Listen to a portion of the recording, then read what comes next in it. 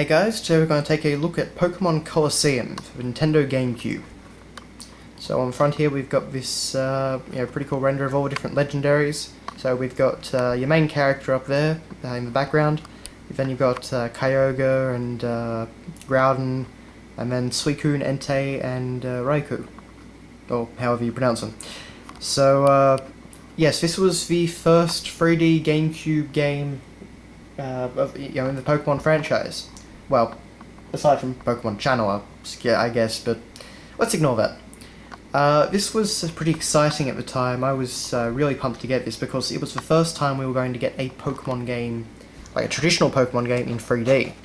And of course, that's what every single person that liked Pokemon had wanted since the N64 days. But yeah, so as you can see up here, we have we get a memory card included with the game. The reason for that is that for some reason, which confuses me still to this day, this game takes up an entire memory card's worth of save space. I don't know why, but yeah, so it's a good thing that they gave you a memory card. And on the side here we have a little bit of Groudon and of course Pokemon Colosseum written in that Pokemon font. And down here we've got a little Pokeball. On the back we have our main character with the little device which allows him to catch shadow Pokemon. And over here we've got the third generation starters in their final forms, looking pretty cool. There's some nice 3D renders. And for some reason we've also got Plusle and Minim, or I can't remember how they're pronounced. Anyway. So yes, here, and there we also just have a screenshot of Latios and Latias, and of different things in story mode. You'll snag lots of Pokemon that you couldn't catch in Hoenn, like Bayleaf. Just Bayleaf for some reason, but yeah, I would have probably elaborated on that a bit more, or listed a few more names, but anyway.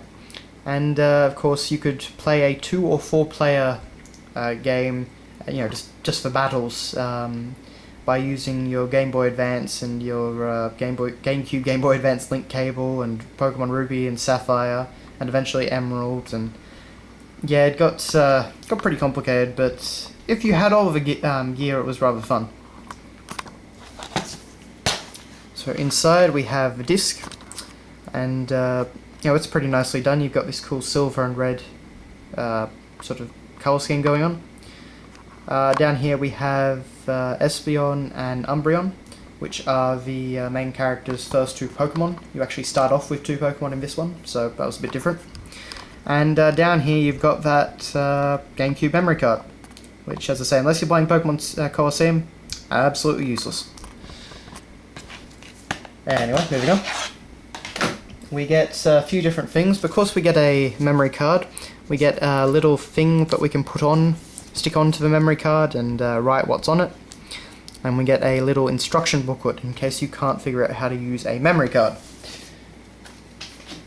And we also get our usual safety warnings and stuff like that.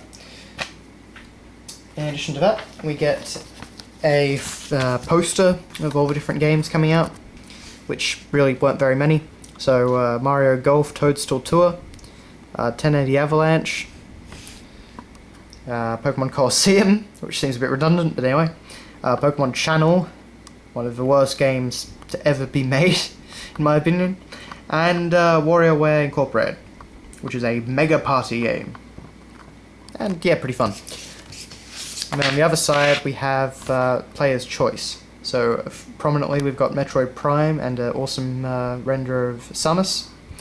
And then down here we've got Star Fox Adventures, Smash Bros. Melee, Pikmin, Luigi's Mansion, and Mario Sunshine.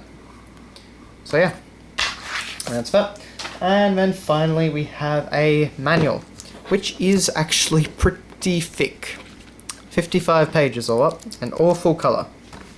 So initially we just have a reprint of the front cover, and as we get into it, it's got some colour. It uses a whole lot of screenshots. We've got renders of all the different characters and the different Pokemon. GameCube controller. Goes over everything. Like, of course, Shadow Pokemon had a lot more that you need to do to take care of them and, get them unshadowfied and that sort of thing. So a few more renders there. Because this was released at the time of Gen 3, it's mainly just Gen 3 Pokemon that you see.